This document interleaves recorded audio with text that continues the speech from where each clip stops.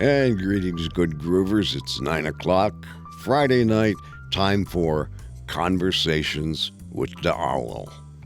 And I'm Mike McGraner, your host, along with the man of the hour, Fritz The Nite Owl. And tonight we have a pretty special guest because we have been meaning to do an episode. We've been off for over a month.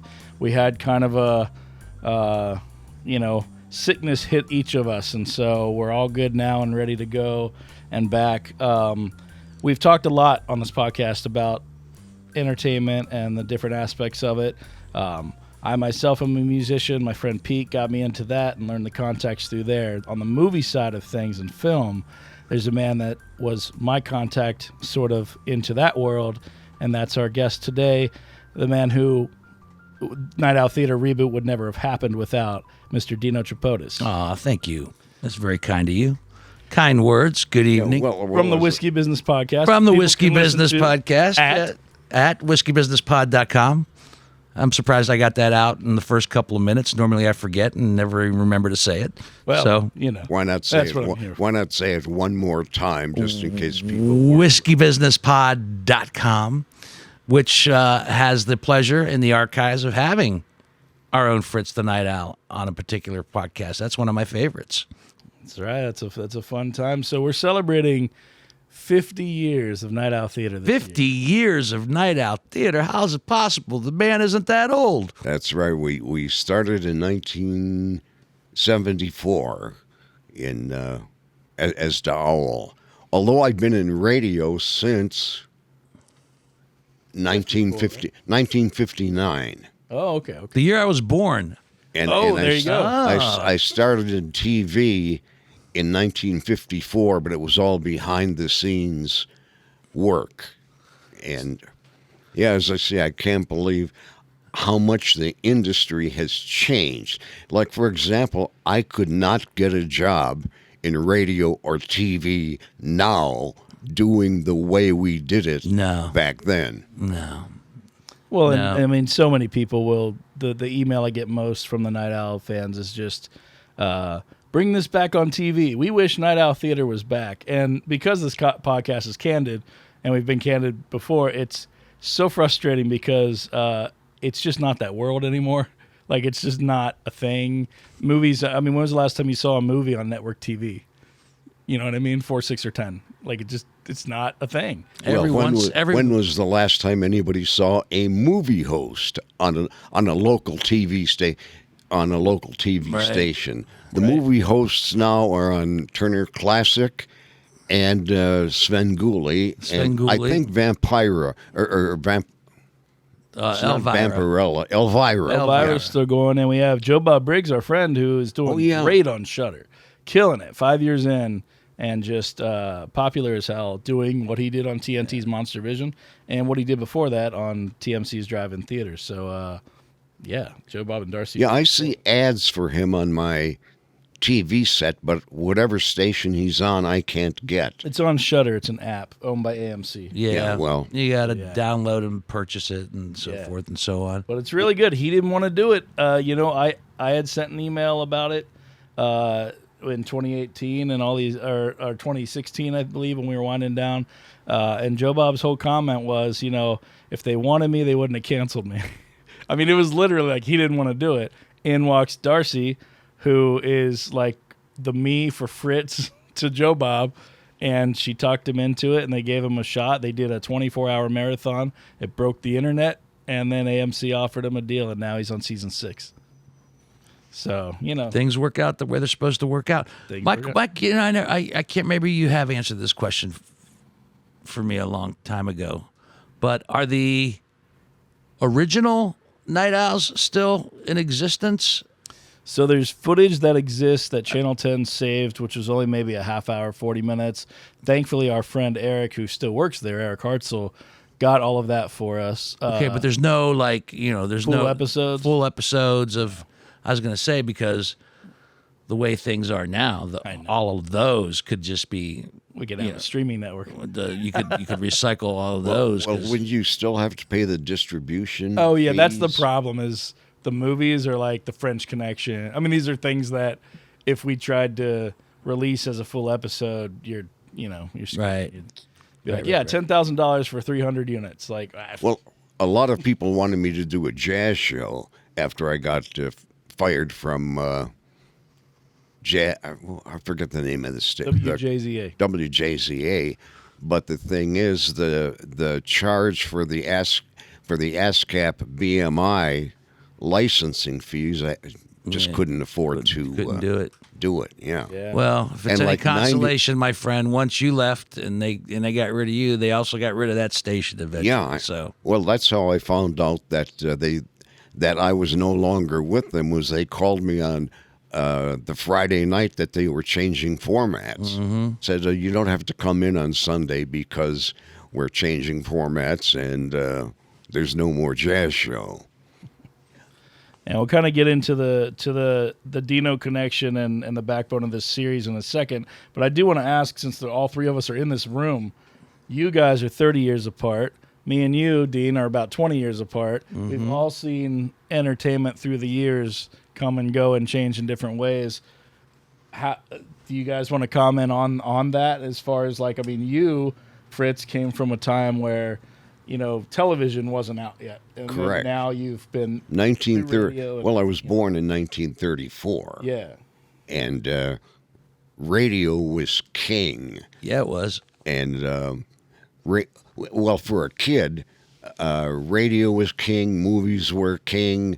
Comic books were king, and all of the outdoor activities were king. And as I think I've said before, parents got incredibly good grades and good behavior from most of us because they had the money for the Saturday afternoon matinee, which meant that we would see like 2 great action films plus a serial, Buck Rogers, Captain Marvel, etc., and you were gone for the whole afternoon, but you needed that. Like in those days, a penny, a dime, a nickel was like heavy bread. You find a quarter or a 50-cent piece on the ground, and I mean, look out! You were like a Bill Gates money-wise. Isn't it funny how one of those dimes would buy a comic book that today, if saved, is worth millions of dollars? Yeah. That's the other thing. We found when we were cleaning out Fritz's comics, you know about this, Dean, but we found Amazing Fantasy number 15 with half the cover ripped and the pages are brown and still like $4,000. Still.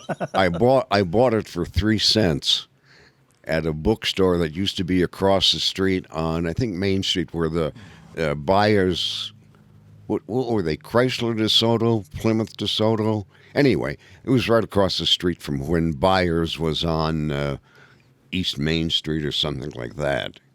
And this bookstore just had a big table where the comic books were just thrown willy-nilly in this huge pile. And I'd go through, I was primarily enjoyed the art more than the stories. I bought characters that I was completely disinterested in, but I liked the artwork in it. And that was one of the things when I was a kid. I always thought I was going to be a comic book artist, even though in those days of the comic books you were one F-stop above pornographer. Yep. And you and Dean, both of you guys are comic book fans, right? I need to go through mine again because last time we went through them, we found the first appearance of Wolverine, I believe. Yeah. In a Hulk comic, and we sold it for, now it would sell for... remember, yeah. At the time, it was like, I can get... I think we sold it for like $350, $450, whatever, right. And now it's like worth way more. Yeah. Where did you sell them? Same guy. Same guy. Now it's worth way more. But at the time, what am I going to do with it? So now I need to go through all of them again to see what's gone up in value since then. Maybe I have something in that mix that I'm not even aware of now that's worth something again. Who knows? I don't know. Have you gone to the expense and the time of bagging and backing? Some are bagged and backed, and some are not. Yeah. And sadly, All of them have all their covers, though. There's no half covers. There's no ripped covers. But are they stained? Are they cigarette stained? They're well worn. I've got some 12 centers. I know that. I got some 12 center comics that who knows. But there we actually had a guest on the podcast from a comic book store, and he was supposed to come back, and that's not on him. It's no reflection on him. It's me. I haven't found the time. He was going to come back and go through everything I have proper to see what was of value. And but I'll do that next week. I'll do that next week, and then the next week turns into 2 years later. You still haven't done it. Well, I mean, you and I used to see each other all the time. It's been a couple of years, and we keep texting each other. Let's get together. So no, I appreciate you coming out today. No, man. I know Zontar's a long trip, so it is. I'm glad I got a round trip ticket. Yeah, so I can get Friday back, night too. So I can get back home. No, and man. you didn't have to pay extra for luggage or refreshments. I just came. No, I just went.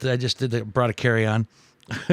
So Fritz explained to us in our very first episode just kind of like how he got into broadcasting and all these things.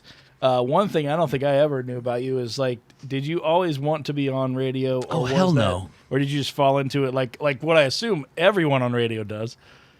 Just they fall into that job somehow. Because I know you didn't set out to be, I did. It's just that when I went through there, the stations would say, if you haven't worked at a commercial station before, we won't hire you. So it was a real catch-22. Mm-hmm. And then I accidentally got a job at WMNI, and where I had auditioned at BNS for 7 times, and they said, well, we can't hire you because you've not worked at a commercial station before.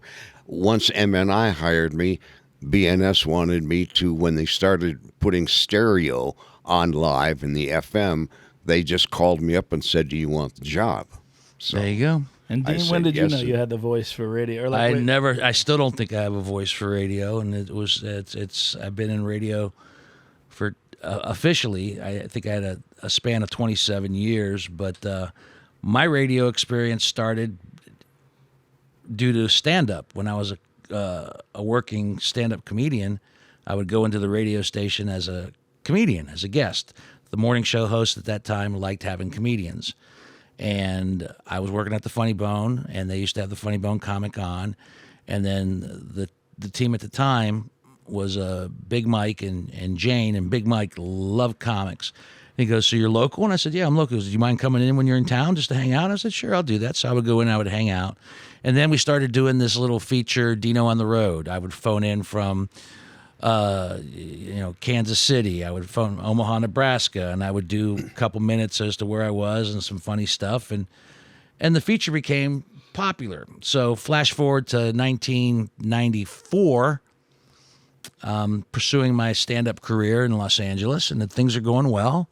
And Sunday Night 5 offers me a job to come home and be part of a show called Bob Simpson and Company. And I said no. I said no twice. I said no 3 times.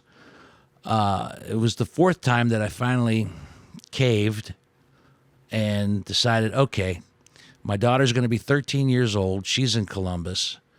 I still have an apartment in Columbus because I go back and I visit. I'll do it.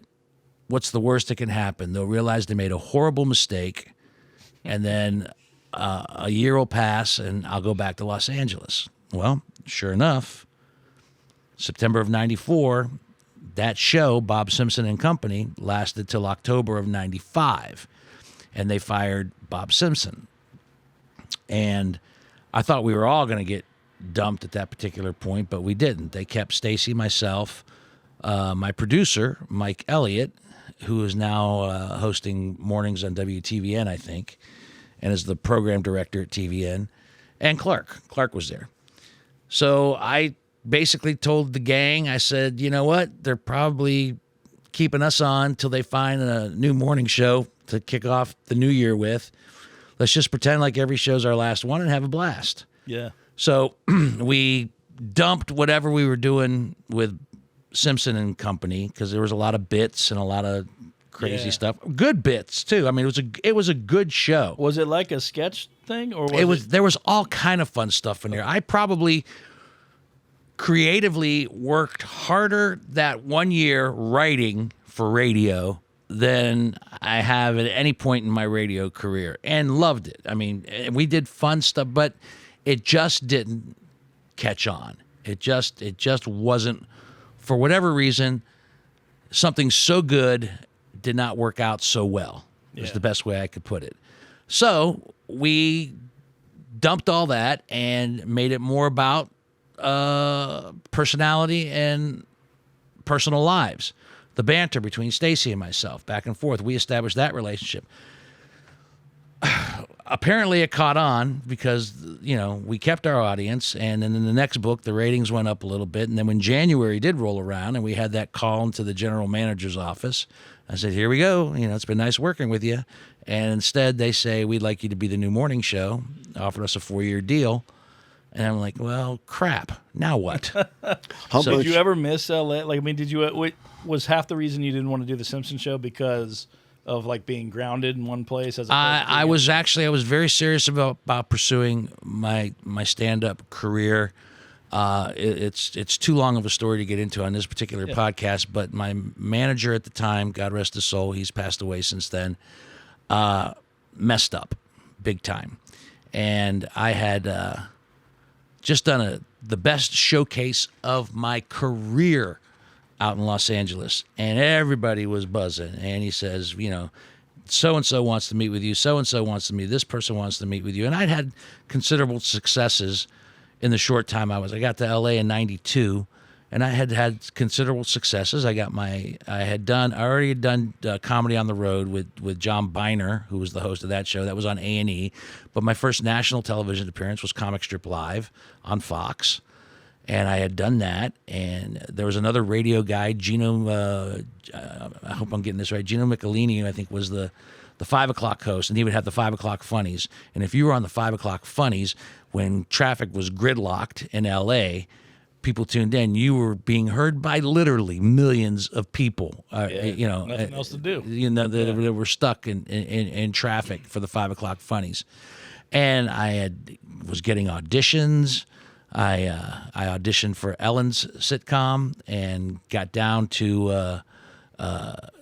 called back and got down to the producer level. I lost that job to Ari Gross at the time. Yeah, oh my God. I had, things were going well, but my manager said, everybody wants to meet with you. And I was getting ready to go on a cruise ship to work and make some money. I was going to be gone for a month. And I'm like, let's go. Let's get these meetings before I go. He goes, no, we'll wait till you get back. I'm like, nobody in LA likes to wait. Okay. And I'm like, that didn't feel right to me. But at the same time, here's a guy who in the 2 years I was there had guided me properly, gotten me national television exposure, got me to the San Francisco comedy competition. I got to the semifinals of that.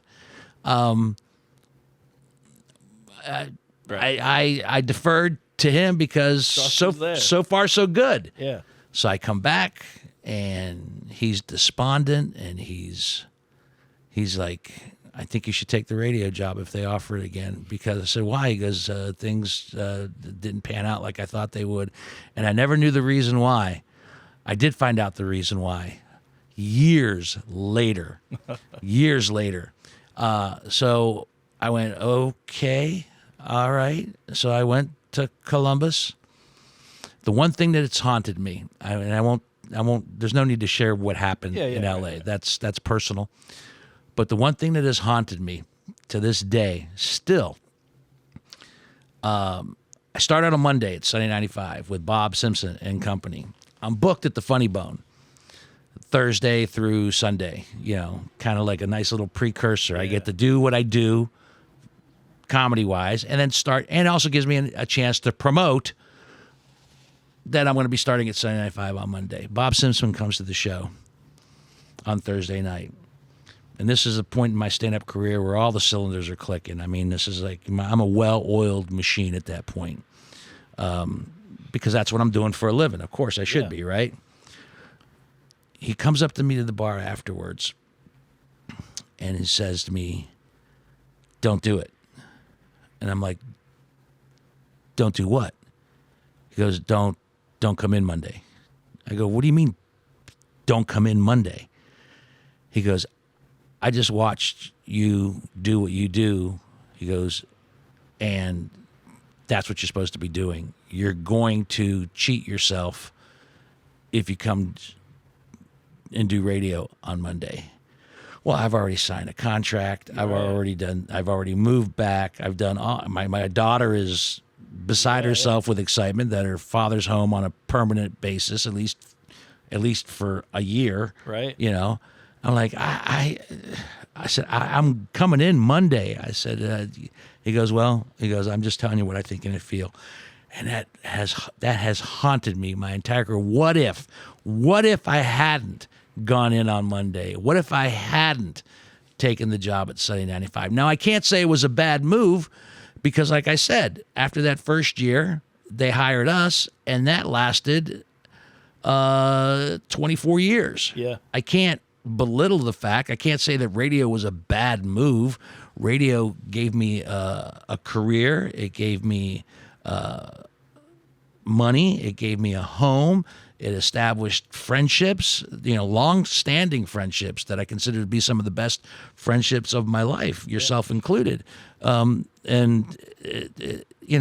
can't say that, radio was a mistake. But, man, when you sit back and you reflect on, I wonder if, because I always make a joke about Comic Strip Live, one of these things is not like the other. On that show, on Comic Strip Live, all at the same point in our careers, really, were myself, Louis C.K., Sarah Silverman, Dave Attell. One of these things in comedy is not like the other as we speak. Now, granted, Louis C.K. has gone through his trials and tribulations, right, but still could fill the Schottenstein Center tomorrow. Yeah. Sarah Silverman, great for herself. Dave Attell, still doing well for himself as well. And I wonder, if those opportunities in stand-up would have led to television, would have led to film, and so forth and so on. But well, this brings me, and I know, Fritz, you had something to say too, but this brings me to the thing about you in particular, Dean, is over the years, I know, me not having your family or your commitments or your things, like, it's easier for me to look at you and see the talent from boy, if only Dina was selfish. yeah. You know what I mean? It's a weird thing to talk about because obviously you love your daughter. Everybody loves, life is just too damn short to do everything. But I work with a lot of actors and musicians now, and what's interesting, the common thread in our personal time talking is exactly that. It's the choices they made to just go, I'm going to mess up this marriage, or I'm going to do this, but if I don't want to regret this, and they've gone and made it. It's a weird thing. Yeah, there's been times in my life where I wish, should I have been more selfish? There have been times in my life where I've watched the pricks of the world move way further ahead than I would have ever gotten by being just that and being selfish and being, it's just not in my DNA though, dude. Right. I know. It's just not. I've introduced people to other people, and they went on and got jobs twice to pay them. I've watched 3 bands that I used to make it huge, and it does suck watching everybody that you've sort of right. They just go but it's. But I've also seen the hardworking people. Yeah. That worked at their craft and weren't selfish and were decent people get their due. And so I've seen it. It just seems the perception is like those people that were selfish and greedy and so forth and manipulative and lacked empathy and most of the they say that most of the really successful CEOs of all these big companies have a large degree of sociopathy running through them because they, in order to be successful, they have a certain lack of empathy, and so, but in hindsight, am I going to sit and bitch about it? No, I'm not, because I'm blessed. Well, I was going to say, in terms of myself, I majored in radio, TV, theater at Ohio State, and as good as had a terrific theater acting coach, and all the other Richard Mall. I don't know if you remember Richard that name. Bull from Night Court. Yeah, well, he was a regular in the radio, TV. But the one thing that, as I got into the business, the one thing they didn't teach, and they should have, is how to get a job in radio, TV. And all of the courses I went, we never heard about management. We never heard about the unions. We never heard about making the rounds. I learned all of that stuff when I was in the Army in New York City, and a lot of my buddies were going around looking for jobs. And of course, after I got out of the Army, I spent maybe 2 or 3 months making the rounds in New York, and got a few freelance things, but nothing good. So in those days, if you got drafted, as I did, and you left a job, your former employer had to hold your job for, I think it was 3 months. You had to reapply for that job, and you would be guaranteed to get it, or a job that was similar in terms of pay and benefits, etc. But it was the law. It was the law. If you were drafted, went to the Army, had to leave your job, the job had to be waiting for you when you got back. So my 3 months were just about up, so my wife and 2 kids and I drove the 50 DeSoto convertible back to Columbus, and I went back to work at Channel 10. The 50 DeSoto convertible. Oh, man. Beautiful car. What a beautiful vehicle that must have been. Wow.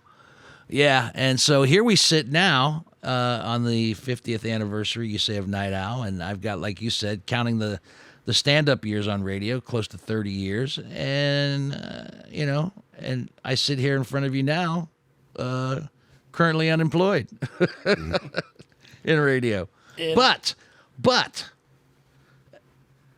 it started with you. I didn't. You're looking at me, but they're listening. So. Who? You, Mike McGraner. Started with you, Mike McGraner. I decided at one point during radio that I wasn't going to put all my eggs in that basket, and I wanted to start it to. Well, you know what it was? Wanted to stretch my legs. I wanted to get involved in the. But you didn't know me when you did. Well, okay. I'm going to tease something, and then I'm going to look at Dean in about 20 minutes, and the look on his face is either going to be, yes, we can talk about that, or not. This is the audience for it. But you did a horror film early back. Okay, we'll come back to that. But what I saw you in first was a movie with John Saxon. That was sort of a low-budget film locally. But I didn't know until I heard about that on the radio that Columbus is a place that a movie can be made. I mean, I literally just... Movies were made in Hollywood. You know what I mean? I didn't know when I was 11... I mentioned this on an earlier podcast. When I was 11, I got my dad to take me to see The Crying Game because I liked the song. And that's how I discovered independent film, was seeing that at Drexel Grandview, and my dad just leaning over. You saw The Crying Game at 11 years of age? At 11 years of age. And I remember my dad leaning over to me before the twist. It's a tough film to see at 11. My dad's like half asleep, and then he just looks at I'll never forget him looking at me going, What did you take me? What is this? And then first half of the movie, is gripping and awesome, and the second half, the tone is different. Yeah, it is. The tone is different. But I remember my dad leaning over going, this is what's going to happen. And then the reveal happens, and I was like, I'm so uncomfortable right now with my dad. But the point is, like, the Weinsteins were involved in that movie. I mean, that literally, Miramax Films was how I discovered independent films even a thing. And I kept with them. So when Pulp Fiction came out and I saw that, it changed my fucking life. Pulp Fiction changed a lot of lives, man. But I just couldn't believe that that was the first movie. Like the people I don't understand in this world are the people who will proudly say they walked out of that movie. I walked out of Pulp Fiction. I don't like Pulp Fiction. I'm like, you've got to be lying because, like, I think that maybe they don't want to let themselves like Pulp Fiction, but they could talk about wallpaper in that movie so incredibly, like, you know. But anyway, the point is, if Quentin Tarantino wrote the dialogue about the wallpaper, then hell yeah. well, exactly. Yeah, Exactly. You would watch that. But the thing is like, and if Samuel L. Jackson was delivering it, yeah, oh my God. But Pulp Fiction was where I was like, okay, I like these independent movies. They're better than Hollywood movies, even though that was very obviously a Hollywood film. But then I learned about bottom feeders from, you know, local film shot here, and I went and saw it on a random night at Lenox, and I just remember watching this movie going, you know, and God, Tommy Bauman is such a great guy, and I love him to death. This is my kid opinion on this, is I was kind of like, this ain't that great. It's John Saxon. This isn't that great. But you were like, oh, I get, this guy's taking this seriously. And like, out of everyone in the movie, it seemed like you were just like doing the best you could with that scripted movie. Mm-hmm. You know what I mean? And I was like, oh, shit, this guy's good. And I saw your name was Dino Tripodis. I did not know that it was Dino from the picture on the bus that would drive by my house from the morning show. A lot of people didn't. Yeah, and my dad was like, I was telling him the name, and he's like, oh, he's on radio, Sunny 95. I was like, wait, Dino and Stacy? That's who that is? Yeah. And then my brother was in some live production at Vets Memorial or something that you were a guest on, and I just remember finding out you were going to be there. And you were kind of like, to my young self, like, the local celeb. I'm like, I want to meet him. See if he can get me in there. Was your brother in Vaudevilities? Yeah, he was. Okay, that's what it was. And it was Vaudevilities. They asked Stacy and I to do something for Vaudevilities. We were doing like a 3 caballeros. Oh kind my of thing. God! Yeah, that's why I didn't go into detail. Don't remind me. It was. I just said a. Oh my God! Dino was in like a can outfit. How old were you when you were like Pulp Fiction? Well, I say kid, but Pulp Fiction, I was 13. 13. Well, and that's still young. That's still young for Pulp Fiction. Yeah, but the minister. Yeah, but 11's even younger for the crying game. But the minister of the church that I hated church. I got out when I was 15. I took a Sunday job, and I was like, yeah, I'm free. But the minister was at the time was really cool, and he took his son and me to see Pulp Fiction. Oh, and that's how I saw it. Was and he told us about like biblical meanings, and it was kind of neat, like, talking to him about this. But yeah, so I asked my brother, I said, hey, I want to meet Dino. And the whole reason was because when I saw Bottom Feeders, all I took with me was, that guy's too good for this movie. I'm going to write him something. You know, it was like one of these things. And I wrote this 6-page story called The Funny Man. And it wasn't called The Funny Man. I'm not going to take credit for that. It was called Untitled. Untitled Dino Thing. Untitled Dino Thing. Yeah. And my friend Brian Kaufman named The Funny Man, actually. We were at Texas Roadhouse. He's like, why don't you just call it The Funny Man? That was out. But I remember going up to you and mentioning it to you. You gave me your email address. And that's how our friendship started. It did. And I just that was one of those times, like, I enjoyed the horror film you talked about, Heartland of Darkness, which we'll come back to here in a minute. I poured my heart and soul into that one too. At the time, talk about naivete. I was of the same mindset as everybody else on the set. This is the greatest thing in the world. I'm 20 some years old, and I'm shooting on film. Yeah. Bottom Feeders was shot on film too. Right. And I'm making a movie. Now, granted, that Heartland of Darkness had a colorful history to where it is today. But, which just came out on Blu-ray, by the way. Yeah, it came out on Blu-ray last year, I think, right? And it's literally like the special edition to end all special editions. If you get this thing, there's like a poster, there's like, I think, stickers and a little. I did not expect it's when it arrived crazy. on my doorstep. It's crazy. And it's Linnea Quigley's lost movie. Yeah, it is her lost movie. I've worked with Linnea. Queen of the Screams. It's her lost movie, but and people. There's that world. Fritz, you know this. Every genre of film has its sectioned off fan base that love certain types of movies Or stars. be they classic horror films, schlocky horror films. I mean, this one is unintentionally a campy horror film, but at the time it was being shot as a very serious horror film. Well, and every time I mention it to Linnea, because I see her a lot in the other job I do, and she always smiles when I mention that production, and I mention you, and she's like, Dino, she's like, you've got to FaceTime him or put us in touch, and it would be a lot of fun to do a screening of that one day. I would consider doing that with you. She was a very, very sweet lady. Yeah. She was very, very She's kind. always nice. She's great with fans. Fans love her. Well, I could see that. I mean, she was popular for a reason, and she was great in Heartland of Darkness. I mean, she was great. I mean, it was 3 years after Return of the Living Dead, I think, because that was 85, Return of the Living Dead. So this would have been 88? It was in the 80s. It was definitely in the 80s. Was it near Bottom Feeders? Was it like... No, Bottom Feeders... that was 10 years later. Bottom Feeders, yeah. And I can't believe that I got Bottom Feeders when I auditioned for Bottom Feeders, and I got cast Every 10 years, Dino gets a lead role. I got cast as Plank McCall. And you're right. I poured my heart and soul into that film, man. And I remember Frank Gabrania, who used to write movie reviews for The Dispatch. Hated everything. Hated everything, but he gave me he didn't hate the film. He didn't hate the film. Right. He said it was kind of a Quentin Tarantino wannabe. Yeah, I mean, bank heist going wrong. Bank heist. But he gave me very high marks, and very, he was very complimentary.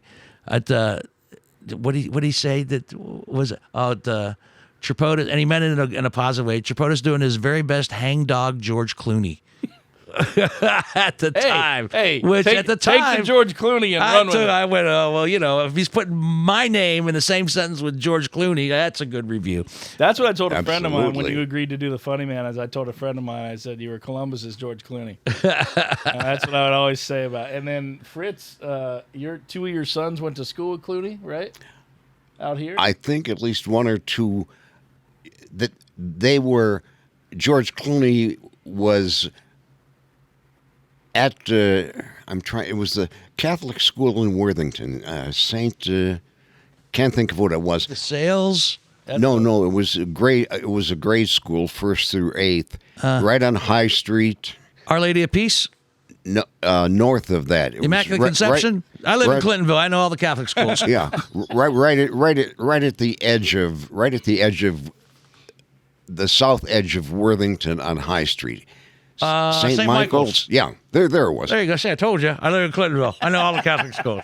Yeah. St. Michael's. They have a great festival. I think it was my fourth son was in 1st or 2nd grade when George Clooney was like in 7th or 8th. Because his dad did 2 years at Channel 4, the noon show just before Ruth Lyons. George Nick Clooney. Nick Clooney, yeah. Did 2 years of that daily, Monday through Friday. Here in Columbus. Yeah, here in Columbus. I did not know that. I always thought he was Cincinnati based. No, he did the show that came on that came on before Ruth Lyons. He did I think it was noon till 1, and then Ruth came on at 1. But for those 2 years, George Clooney was going to St. Michael's. And so, it was one of those things that they knew each other by face and name, but I think George was quite a bit older. He was like in 7th, 8th grade, and my son was like in 1st and 2nd grade, so you knew them, but you didn't hang out together. No, of course not. There's too much of an age difference even back then. I did not realize that George Clooney had Columbus ties. Yeah. Oh, yeah. Nick Clooney is who presented me my Emmy. That's true. Yeah. That's right. And he taught me, man, what a professional. I did not, you see those celebrity photos where everybody's like laughing and it feels staged, like one guy's leaning back laughing like with a cocktail in his hand. Right. So Nick, this photographer came up as we were talking and he's like, hey, pose for a picture. And they were just shooting pictures. And Nick puts his arm around me and he says, hey, look at me a second. And I was like, what? And he's like, oh, never mind. Go ahead. And he's like, thought you had something on your face. There was something he said under his breath that made me laugh. And he laughed at when I was laughing, and it was snap. Snap. And I was like, that's how that shit works. That's the moment. Like, that's how that shit works. Yeah, I But no, think. yeah. Well, I met him, and I think I met you too at one of it was like a Jimmy Crumb thing where we were guest telephone answerers. So I did a lot of shows like that with Nick Clooney, and we knew who each other were, but didn't hang out together. But I think that's where you and I met, was at one of those. I believe so. Celebrity. I believe so. We know who we knew. Yeah. We knew the work each of us was doing, and we liked each other's work, and I think that was where we actually met. Yeah, this is just a funny story for the people listening, because I know you're horror fans and movie fans, but a friend of mine, a guy named Tom Matthews, who you all know from Friday the 13th Part 6, Jason Lives, as Tommy Jarvis. He's Clooney's best friend. He's one of Clooney's 13 people that he flew to the... Okay, cool. So Tom's a great guy, but he was telling me that... Lucky 13. Yeah, right? So Tom was telling me that when him and Clooney were younger, they were just... that they're both pranksters. They're both, like, huge pranksters. And Dana Ashbrook from Twin Peaks and Return of the Living Dead Part 2 and a bunch of other movies, he was sort of like a kid getting into... He knew them through the same acting program or something. And Clooney and Tom invited Dana to a party. And Dana said he had a clunker car. It was his first car he bought in L.A., and Tom and George were in a truck. And they were like, yeah, follow us to this party. And the whole reason for doing it, Dana's like trying to keep up in his clunker car. And Dana just sees one hand go out one window, one hand go out the other, holding eggs, and they just let him go all over his car. He was like, that was George and Tom. That's awesome. What they did. So after Tom tells me this story, it was at Studio 35 when I brought him here for his show. Tom's telling me this story, and all of a sudden I feel... Or he gets up to excuse himself to go get a drink. And we had just talked about how I'm shit terrified of spiders. And I'm talking to Dana, and we're just sitting there, and all of a sudden I feel this, what feels like a spider on my neck. And I just, like, completely flip out and, like, almost fall off the balcony. And it was Tom. And he just, like, that's There you go. They're cut-ups, man. That's George Clooney. And he was a kid. Yeah. I've always liked, I've always, it's like, before it's all said and done, will I get a chance to work with George Clooney on any level whatsoever? Hang out at the smokehouse in L.A. You'll see. Yeah,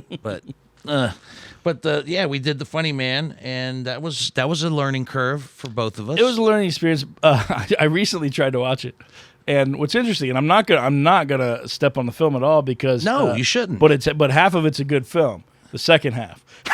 No, what's interesting about that is that I can look back now, because I always wanted to be a director from when I was a kid, only because I wanted to control what you saw on screen. Right. And I didn't realize that a producer can do that too. A producer can do that too, but you're being too hard on yourself. I mean, you come from a music video background, and there's some beautiful moments, some beautiful images in that first half of the film. I mean, still one of my favorite ones in the first half is the walk, to the fountains and the music and so forth. I mean, and how we happen to catch, talk about guerrilla filmmaking. No permission to film at Easton Town Center. We went after. Well, you kind of knew the guard. All right.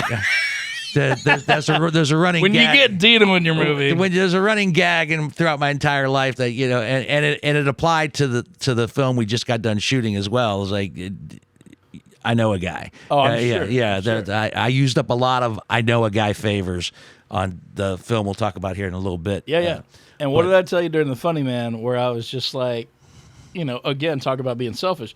I remember saying, like, you need to act. You need to drop everything now and go to L.A. Go to L.A. and be an actor. Crawl back. God bless you. Yes, you did. And then 20 years. Okay, 2005 was The Funny Man. 2005. Yeah. And, it's on my IMDb credits, but there's no way to watch it. I've got it. Do you have it? Yeah. I mean, without the right, without the stuff watermark. Watermark on the bottom. I've got a version of it.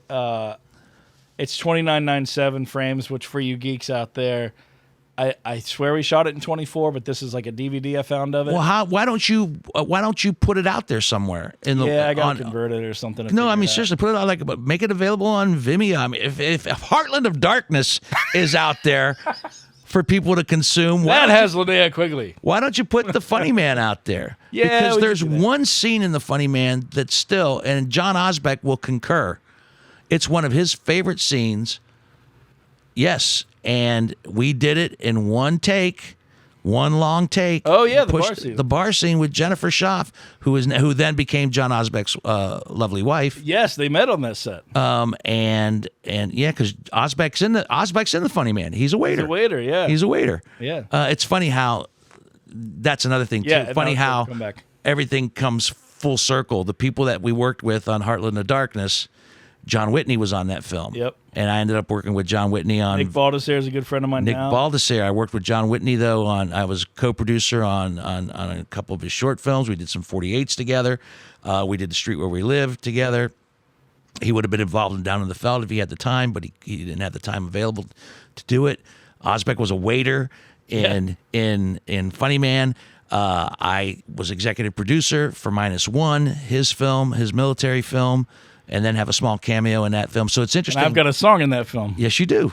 And it's interesting how those worlds continue to circle each other up to present day. You know, Ralph Scott, who is one of the producers and one of the co-writers on Down to the Veld, you know, our most recent film. Ralphie was in Heartland of Darkness. You know, Dean, I love you, but when I saw Ralphie was involved in Down to the Veld, I was in. Oh, well, as well you should be. No, I mean, that guy, I keep running into him randomly around town, but Ralph is just one of those guys. I don't know him that well. I mean, you guys are, but he's just, you find your people. And I think that's the thing is you trial and error and find your people. And one thing about the film scene, and this is not a knock on Columbus, this is just in general, in the U.S., independent film scenes, a lot of people love their mixers. They love people just chatting and drinking and talking about what could be before they go back to their families and their things, and they don't have time to make anything. And if my theory, and I got out of that pretty quickly because I wasn't doing anything, and my theory is if each city took its best director, its best writer, its best, and put them together, then that city can produce this amazing film. Or not. You just withdraw and do it on your own. You're going to get it done faster. You're going to find your team. And I think that, with the, so anyway, long story short, everyone listening, Dino is a film producer now. And the Streets Where We Live is street out there now to The Street Where We Live is still out there streaming in the streaming world. And it's a great drama. And it's and it was a low budget film. We made it for literally pennies on the dollar. That was definitely a family getting together. I mean, a film family getting together and saying, let's make a movie. I will never do a movie the way we did it. We shot it 1 weekend a month for like 6 months. Oh, right. It was crazy. Well, that's what you do when you don't have enough money to lock everyone out of their jobs. Right. And that was painstaking, and we'll never do it that way again. But we did it. Yeah. And it went to festivals. It won Best Feature at the Glass something festival up in I can't remember Toledo, but it did well. It did well, and then eventually got distributed and can be seen on Tubi and was seen on. I think YouTube has a movie channel. Amazon Prime has it. Amazon Prime and just heavily streaming on Prime. Got good reviews. It got rediscovered like 2 years after it came out. It got another life on YouTube for some reason. YouTube has a movie channel where you can watch movies for free. Yep. And it started streaming there. I learned a lot. We all learned a lot of valuable lessons about distribution. We took the first distribution deal that came our way. Right, yeah. And I knew never got updated on a regular basis. Right. Someone said, "I just bought your movie at Walmart." I go, "What movie?" And they're like, "Street Where We Live." I go, "On where?" It's on DVD. I didn't even know it was on DVD. Yeah, you don't even have a copy of it on DVD. No, I don't have a copy of it on DVD. I don't have a copy of my own movie on DVD. I have a copy of Bottom Feeders. Yeah. Which that finally, I remember when that came out. I was like 5 or something like that. It was when we started shooting Funny Man. Yeah. They actually screened it for a week at AMC Lenox. Yes. At the time. And that's where I saw it. And I remember that it had a better gross that week at AMC than the There was another. There was a. I remember this. There was, I can't remember. there was a De Niro Pacino movie, I think. No, not Casino. No. No. Like Righteous Kill or something. Or it was not a good movie. Not a good movie. Yeah. But I remember it did better than whatever was currently out that week. Just that week, you know. Yeah. It's on one of the cable channels now, because I saw that movie. I think it's called Righteous Kill. Or Righteous something Kill, like that. I saw it maybe 2-3 weeks ago. Yeah. And it was, I watched it simply because it's those actors in there are. There are certain movies I'll watch if a certain actor is in it. I'll watch it. Oh, yeah. And I mean, anything with Christopher Walken, I mean, that's, to me, that's an automatic watch. And that's how I saw the De Niro, the one you were just talking, Righteous Kill. Yeah, and that was Fritz the Nite Owl, everyone. I know that the podcast is Conversations with the Owl, but the whole point of this is Dino and I are getting to how Nite Owl happened. The Nite Owl happened. And yeah. so we met, we did the Funny Man together, and I want you back on in the future so we can elaborate on a lot of this stuff. But we did this. We're not going to talk too much about it because it wasn't the greatest experience, but Dino and I got to go to L.A. together to Disneyland, of all things, and show the movie, The Funny Man, that we did. And there, when you do those festivals, they do the interview stuff, and they're always asking, what's your next project? They ask everybody that. What's your next project? And I think I kind of pulled out of my ass that I want to bring back my childhood hero, Fritz the Nite Owl. No idea if Fritz was in L.A. or how, because when I was a kid, I watched him on TV, and to me, if you're on TV, you're in Hollywood. Don't I wish? Yeah, well, and I didn't even know, I just made that up, and I think a year or two went by before I even mention anything to you about it, because I was just spitballing. Well, didn't Andy Man get you thinking about it? Well, Andy was one of the first people I told about it after I talked to Dino about doing something with you, because originally I wanted to do a feature-length documentary called The Owl that was just going to be about Fritz the Nite Owl, because I was obsessed with the origin of it. Right. And then so Dino was my link to you. And then, but Dino and I, it was like pulling teeth to sell you on it. Oh yeah, you didn't want anything to do with it. Well, actually, though, I worked for the Andy Man when I was working at CE 101. Yeah. But I remember we met Icono's Pizza. It was my first time meeting you. But you know what, Fritz? Here's the thing, everyone listening. I understand why Fritz said no to us 3 times. And the big thing is, and you can tell by watching Netflix and Baby Reindeer and all these things that are based on true stories, Fritz said there was, well, what did you tell us? He said there's nothing really dramatic in my life, and so I couldn't see people being that interested in there's no just an controversy. Everyday. Yeah, there was no controversy or. It was just like, ladies and gentlemen, this guy with the great voice got a great job. We all loved him. The end. Yeah, right. So maybe it would have been the shortest documentary ever. Yeah. really, Mr. Roger Wilson. I mean, I never had any family problems. The boys, I got 5 sons. They all grew up great, and my wife and I were together we were married in 1957, and she passed on in 2011. And sadly, she never got to see our version of Nite Owl, the 21st century version of Nite Owl Theatre, due to health. She wasn't at the shows. She was around. She just wasn't, because our first year was almost done.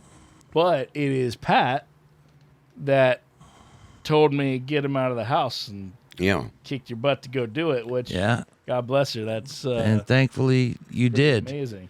Because and I'll tell you, but after the documentary, between the documentary and Nite Owl, because you were still at JZA, you were doing a jazz show, after you had said no to the documentary, my second thing I went to was, for some reason, I thought of this kid cleaning out his grandfather's garage, or great-grandfather's garage, something like that, and after the grandfather had passed on, and he found the owl glasses. And it was going to be this sort of like Rocket Man style, like fantastical, like, exaggeration of who the Nite Owl was, who this kid's great grandfather was, and sort of taking liberties and adding this like a narrative movie. I was trying to do a sort of an abstract thing, and I was going to pitch that to you, but then you had called me and said that JZA had let go of you from the jazz station. You said for the first time in almost 50 years, the Nite Owl is not working. And I remember saying, give me half hour, an hour, and the first thing I did was I called Dino, and I said, hey, could we, like, would you be in, I think my exact thing to you, because obviously, you were my producer, so I'm like, Dino, multi-millionaire Dino Chapotis, which I didn't, I'm like, hey. I was not. Right. No, that's the thing. Yeah, it's the joke. And so I remember calling you going, would you invest in, like, merch if we brought this back or something? Like, is there a way you'd be behind this project? And I remember you saying yes, and I immediately called Wayne Sells, who is a DP, and I said, hey, if we brought back, he shot The Funny Man, which is why I called him, and I said, if we brought back Fritz the Nite Owl, would you do it? And he's like, oh, man, in a heartbeat. And then I called Fritz back 30 minutes later from my original call, and I said, do you own the character and the show? And he said, yeah, it was just a handshake contract. Boom! There it was, and then done. I never had a written contract with any of the radio or TV stations that I worked for. Which is something you'll never have now. Yeah. Well, that's not true. That's I didn't have a contract my last go around at Sunny. Really? I was working what they call at will. Wow. Yeah, this last 3 years. I was going to say, I'm sure that was your terms, right? No, not really. No. But it worked out fine. It's great. But yeah. we brought back Fritz, and that was supposed to be just on the internet. It was supposed to be, but then and then Tom Boyer, I had went with him to see Inception at the Grandview Theater, and he introduced me to his friends David and Jennifer. Told them I was bringing back the Owl, and they were like, "Do you want to show it in a movie theater?" So it just literally like. Because of you, Fritz, like everyone geeked out and just like rolled the red carpet out for us. So that was pretty. Yeah, awesome. That first night, and many nights after that, for that matter. But that first night was really, really special. Oh, that energy! That energy was just palpable. Dino had a limo pick up Fritz and his family, and every interview Dino or I did for the papers, they asked if Fritz was going to be there, and we said no.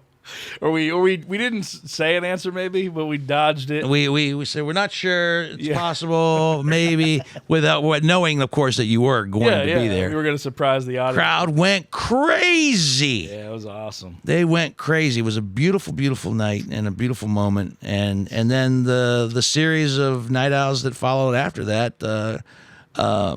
The technology got better, right? The quality of the special effects got better, which is saying a lot because, as I'm sure you've discussed on this podcast numerous times already, what Fritz was doing back in the 70s was kind of groundbreaking for the time as well. I mean, you were doing things that nobody was doing, and doing it with stuff around the house.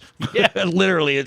When you hear some of the stories about how they came up with some of these effects. We had Eric Hartzell on the podcast, and he still works at Channel 10 today, and he did a lot of those, had the miniatures and did a lot of the amazing effects and stuff back then, and so that was a great time to get to talk to both of them. Tobias Rediger we're going to have on here in the future, talk about when we started and sort of like, coming from never seeing or hearing of this show to like, okay, what do you want? And then sort of being the effects guy there. So it's a lot of talented people put in a lot of hard work on that. Present company definitely included. Team. Well, it was a big surprise to me. I expected to go to the Arlington Theater. Oh, Grandview. Yeah. Right. That's all right. Geezer memory, but I expected to be about 20 people there. No, and I was at a zero. I was amazed. Yeah, at a zero. And that was the reason. And that was also don't discount the fact that the Ohio Theater Summer Movie Series still has a Fritz night, and that is always a full house. Yep. July 26th, we're going to be doing RoboCop. Yeah, always a full house. I mean, that was just, I remember the first one was just packed to the gills. It was great. Yep. So, you know, there's... And in 14 years we've been doing this now. This year, 14 years. The original run was 17 years. How weird is that? You need to get to 17. I know, right? You need to get to 17. Well, Mike and other people are helping me keep my 15 minutes of fame. Yeah. I told Fritz, because we only have 3 episodes that were planned, but we never did yet. And I told Fritz, I said, listen, I'm going to put a studio in your garage. I'm going to hang a green screen in your garage and just walk through that door, and we'll do these last 3 episodes. You could do that. What if Dino produced it? What if Dino came over and produced it? You could do that. You could work that out. Yeah. I'll bring we'll put Dino in front, and then you talk, and he'll mime it. No, we'll have to do that. I guarantee you bring all that stuff over here. Yeah. We'll get them. We'll get them out to the couch of the garage. Yeah. We'll figure a way. We'll figure a way. Yeah. Life finds a way. And of course, as the technology improves, as it is so fast, yeah, that technology may make it possible for those 3 to be. We've already talked about AI Fritz, and we have the TV show Archer. The animators on that have a rig that we have of Fritz made in the style of Archer. We used it on our Lost Boys episode.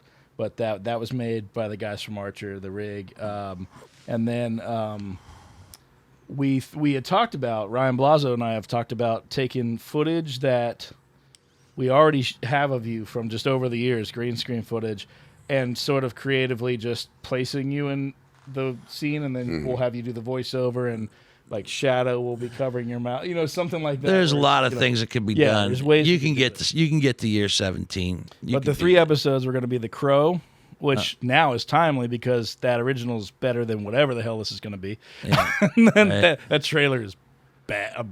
Anyway. Even the star is like speaking out against it at this point. And then Tron and E.T.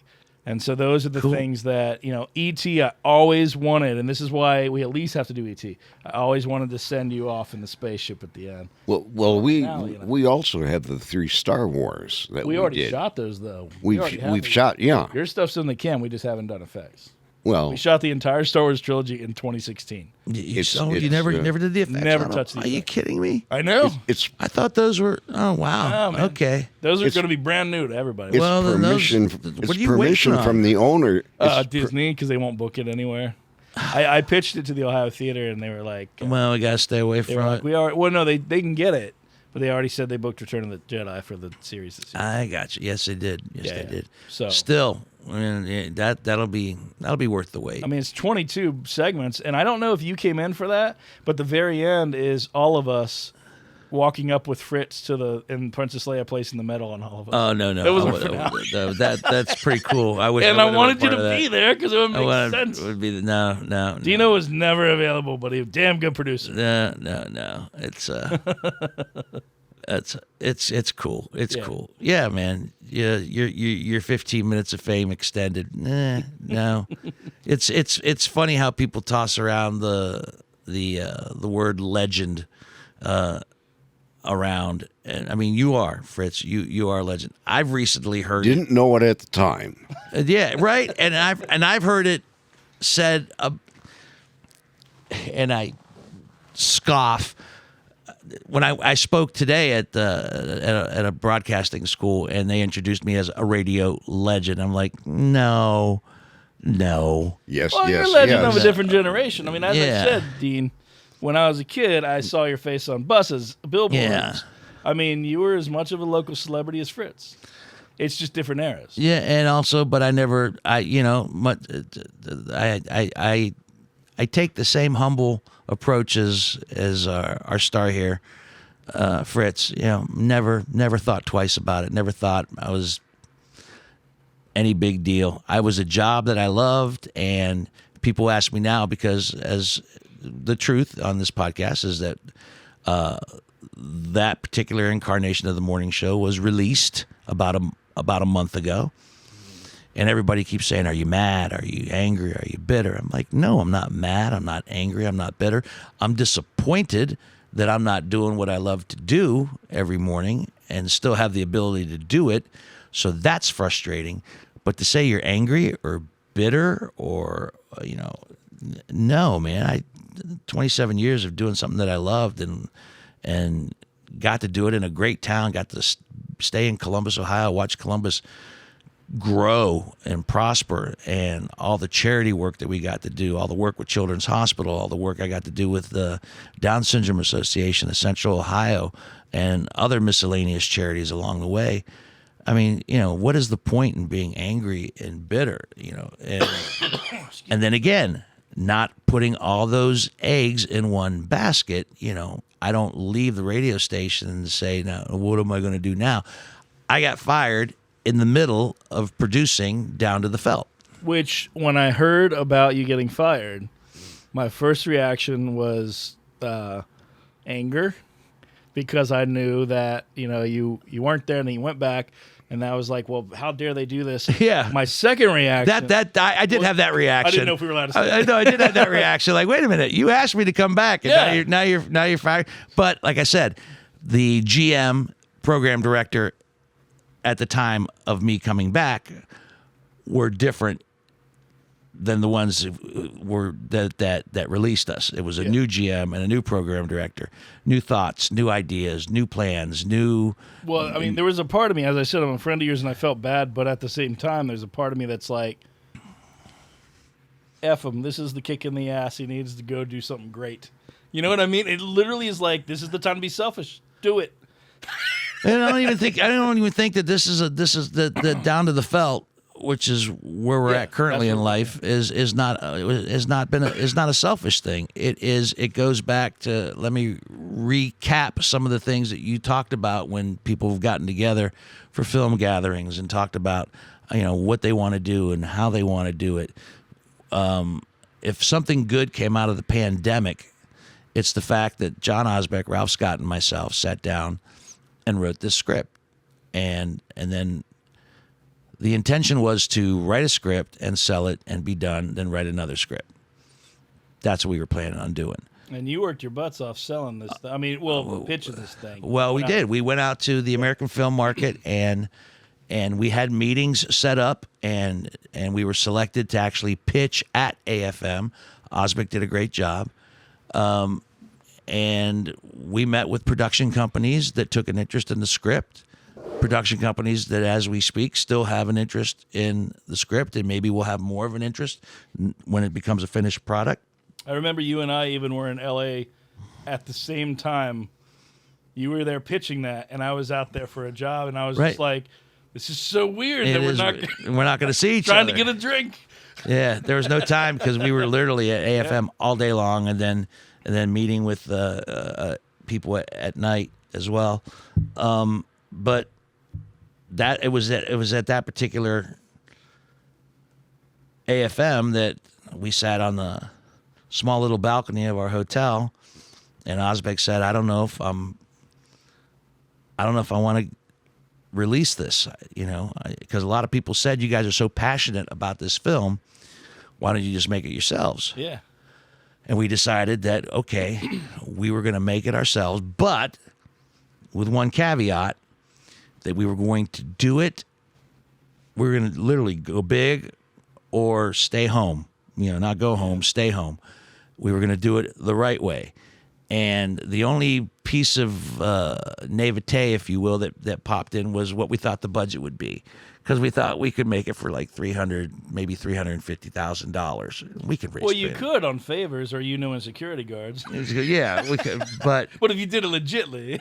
But when we decided that we were going to do it, when we decided that enough was enough, that when we decided that we were tired of productions, independent films, be they big movie films like Marvel films that were going to Cleveland and Cincinnati, or other big budget pictures that were going to Cleveland, Cincinnati, and Pittsburgh, and everybody sidestepping Columbus. The mission, if you will, with this particular film, and hopefully the films to come, is to not only make Down to the Felt the way everybody's always dreamed of making an independent film in Columbus, but to continue to make films that open the door for other filmmakers who are wanting to do the same thing on this level and show the industry that it can be done right here in Columbus. Columbus has this amazing infrastructure. We used it to its maximum benefit.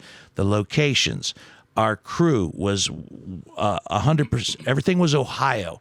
We wanted to showcase Ohio. Our crew was Ohio. Granted, our lead actors were from Hollywood and New York. Okay. Yeah. But our supporting cast, a lot of them were Ohio actors. All our featured extras and small speaking roles, 26 speaking parts. Yeah. Columbus people that you know. Yeah. Todd Covert, Rick Napoli, Yeah. just to name a couple right off the top of my head. Well, and on top of that, and I know we're not gonna we don't talk about numbers, but it's a significantly good budget for Columbus Film. Oh, it was. I'll tell you what the budget was. It's a $1.5 million budget. There we go. It's a I didn't know if we were allowed to say it. No, $1.5 million budget. And people said, "How did you have $1.5 million?" Hell no, I didn't have $1.5 million budget. Right, no. We found people. We found. You're holding out. Yeah, we found people and that was part of the due diligence. I mean, there was a lot of serendipity that happened in this film. What was it like producing something with? What was the pressure like of a 1.5 million budget where you were producing that film? I think the pressure to make a good film is the same with a $1.5 million film. Well, I don't mean making a good film about just spending, like, this is what we have and this is a lot bigger than what we've done in the past. Therefore, the spending has to be done so carefully. Oh, careful spending. Absolutely, yeah, absolutely careful spending. And we needed a certain amount of money to know to start to actually go into production. If we hadn't had that certain amount of money, we established a deadline for ourselves. We have to have this much by this time. Yep. And we knew there was a possibility that we wouldn't. And if so, we would have to push back. But we weren't going to start something unless we could start it properly. Yeah. So, and I think that was kind of like the unspoken vow to ourselves. We're not going to do this half-ass. We're not going to do this in the hope that this works out. No, things are going to work out. People are going to be paid. We are going to do this by the numbers. Fritz, you asked me off air, about the involvement of SAG-AFTRA. It is a SAG-AFTRA film. We had SAG-AFTRA actors. We paid everybody. We did everything that was all our due diligence with SAG-AFTRA every step of the way. SAG-AFTRA came in and as they do, and that they checked on us to make sure that everything was going up to SAG-AFTRA standards, that the actors were being taken care of. The actors, our lead actors, were great, so magnanimous, so generous with their time and their talent. They were great. I think they left here thinking like, wow, left here thinking, I didn't know what I was going to get. They actually said it. I didn't know what I was going to get into when I decided to take this film. Right. I love the script. Go to Ohio and shoot a film. Right. Go to Columbus, Ohio and shoot a film. And all of them, all three of them, left with nothing but glowing, positive vibes and experiences. And we could call any of those three actors tomorrow and say, we're doing another film. Will you be here? I guarantee you, if their schedule permitted it, they would be here for our next project. So it was that kind of good mojo all the way through. I mean, and it started with, it starts on the page, Mikey. You know that it starts on the page. I mean, it was the script. I said 40 plus drafts. Yeah, which is so great. Constantly. To anyone listening, never shoot your first draft. No. But it's interesting. We look at that first draft and some of the stuff we took out, and some of the stuff that we took out are great moments. Yeah. Great moments and great scenes, but when you talk about the pacing and you talk about the timing and the movement of the film, they while they were great all on their own, they didn't do anything to really move the picture forward. Well, and that's what's exciting is when you get that first pass at the edit. Yeah, pacing, like feeling that out. Yeah, like, you do, cool. And it's interesting. Like that's the beautiful thing about making films is that the discovery never ends. I mean, what's on the page and what ended up being filmed became entirely two different things. At times, sometimes it went exactly as you thought, and sometimes like, oh wow, this happened, and that's cool. let's go with that. Yep. And then when you're editing it and looking at it, you're seeing it from another different perspective. You're seeing like, okay, our story is intact. Our story is there. Our story moves. But then you start to see these, what kind of film is this now? Because you're seeing these performances, which are great, and you're seeing these characters that were well written. Again, it goes back to the page. All of a sudden start to take a life of their own. And like, okay, now, you know, we have the movie that we want, but we have something else as well, and that is a very cool process to be involved in. And you know, I was telling you off air that, you know, as one of the writers, I was so nervous about one scene that had 7 pages of dialogue set at a bar. And I jokingly said to my fellow writer, said, "What assholes wrote 7 pages?" The joke here, ladies and gentlemen, at a bar. The joke here, ladies and gentlemen, is that my original draft for the Funny Man was 6 pages long. Yeah. And when I gave it to Dino, it was 17. It wasn't a whole lot more. It was just like it was more. It was more. It was more. It was a 45-minute movie, ladies and gentlemen. Yeah, that was a discovery too. Short films aren't supposed to be 40 minutes or 45 minutes. Pilots are. Pilots are not short films. I will say this as we wind down is that one day Dino and I may make the Funny Man feature. And if it were a feature, when I went back and watched it the other night, I can tell you that every mistake that stood out to me in that short would if it were a longer runtime with more things filled in, I would have loved every single one of those mistakes. You know what I'm saying? Like, it would work as a full. No, we have both improved our skill set. Yeah. Since the Funny Man, there's a lot of good things about the Funny Man. There's a lot of good moments in the Funny Man, but you know, when I think about story arcs and I think about character arcs now a little bit more intently, and give them a little more credence, you know, I can see where I mean, we did successfully complete an arc with the Funny Man. I mean, it was about a washed up, and we did it with like a 6-person crew. Yeah, it's crazy. It's crazy. You know, it's about a comic who missed his window, so to speak, and is capitalizing on the immediate things that he can get from stand-up still, which is, you know, one-night stands and well, and it's funny because I used to hang out with Dean a lot at the Funny Bone with all the comics, and I just all my stuff in my original treatment about that was just the comics are so negative. They're just depressed people. And that's like what I took away from hanging out with all of them. And I'm like, so when I wrote that, I was just like, and now that I've hung out with a lot more comics that are a lot bigger names, I've noticed that is the case, but not as much. No. It's just, you know, it's... No. Yeah. But we had this character that, you know, decided he was just going to stop and just work on his book and write a book. And then when he finishes the book, he steps out to celebrate and kind of like his new chapter in life, so to speak, and meets this interesting woman that he probably, if he was back to his old ways, would have manipulated and tried to be with. But he makes a complete. He does have an arc, a change, and there are, like I said, some really wonderful moments in that. I mentioned earlier that one scene with myself and Jennifer at the bar, talking about I always said that even for Valentine's Day, you should isolate that clip, just that bar scene, and release it around Valentine's Day, because everybody talks about, and it's about, you know, how do you know when you have found, what's your definition of the one? And it's a beautiful, beautiful moment. It's a beautiful moment from both actors, you know. Well, and that's the thing. The actors sell that scene so well. I love that it was all one take. There were no cuts in that scene. It was a lot of fun.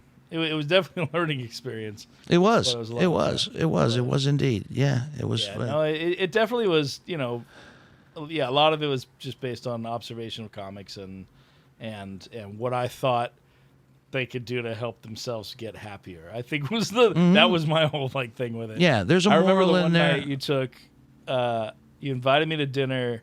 It was you and Tom Wilson, and we were having dinner. I can't remember if we were at the club or if we went elsewhere, but I remember like meeting you guys, and you two were already there, and I came and sat down, and we must have all talked for a half hour. So Tom gets up and he goes to the restroom, and I'm like, that dude looks just like Biff from Back to the Future. And you're like, dude, that is Biff. It is Biff from Back to the Future. I didn't know his real name. So my dumbass is just like, oh, that's who we're having dinner with? Oh, man. Those were some good days. Oh, man. For as smart as he is, he's smart. I'm talking to Christian, who's running the machine. As smart as he is, not always the brightest bulb. No, my problem is I'm tunnel visioned. I want to do this thing. And so I don't really pay attention to what's around that thing, which is why you're good. You were always good at being the voice of like, cool, focus. Yeah, all right. Okay. Shut up here. Okay. Yeah, yes, that was a squirrel. Now back to here. Yeah. Man, I remember when you mentioned guerrilla filmmaking, I remember we were hanging off. We had Wayne hanging off of a pickup truck while you were running for the running scene. Oh my God! The truck was driving and he was hanging off. I see the running scene. I watched the trailer for some reason not too long ago, and like I ran my ass off that day. Oh yeah, and Wayne even looked at me and he's like, "You understand that?" Like, because I kept, let's do another one. He's like, he's a person. He's a person, and that person he's like, look at his right hand. He's about to have a stroke. If we redid the Funny Man starting tomorrow, there'd be no running at all. It would be a treadmill. There'd be no run. Not even a treadmill. There'd be not even a treadmill. You got those lungs healthy? The lungs are healthy. It's the knees that have gone. Oh my God. Oh man. But yeah, man, it was. We could talk all night. So Dino's a party man, and it being Friday night, he's got some party or some shit to go to. But anyway, really, that's very kind of you to say. 15 minutes past the time I promised. I know it's 50. I say stay for another 15 if you can, but if you can't, we can wrap it up here in another 15. We got 15 more minutes out of Dino. 15 more minutes, and then I want to say this, and then I want to get home in time to watch Barney Miller at midnight. Well, you got to watch Nite Owl Theatre at 11:30. No, but no. Actually, last question I wanted to ask you, and then I'm going to let Fritz speak. It is his podcast, but can people donate to completion funds of this film you're working on? You can go to Is there any kind of donation? There's still there. If you go to downtothefeltmovie.com, you could still see all the different places where you could still donate, and we also had a wonderful situation with Wild Goose Creative. That we worked with them, and you could actually go through them, and then because they're a nonprofit organization, and they get a little piece, and then we get a little piece, and it all works out very nicely. But I can tell you, as of this recording, that we are in post. It's going well. I know that. This being 2024, that I feel very positive that we will have a finished product before the end of this year is all said and done. And I look forward to Columbus audiences being able to see Down to the Felt at a local theater here in Columbus sometime in 2025. That's my hope and dream anyway.